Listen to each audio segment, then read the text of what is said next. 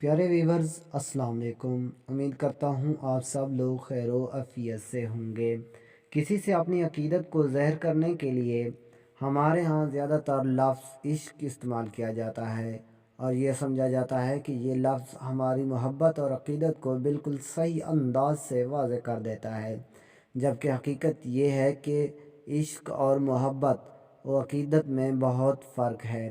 محب کا اپنے محبوب کو بہت زیادہ پسند کرنا یا محبت میں غلو کرنا، یہ محبت پاک بازی کی حدود میں بھی ہو سکتی ہے اور بدکاری میں بھی، یا پھر عشق کہتے ہیں محبوب کے عیوب دیکھنے کی، جس سے محروم ہو جانا، یا پھر عشق ایک مرض ہے جو عاشق کو خیالوں میں دھکیل دیتا ہے۔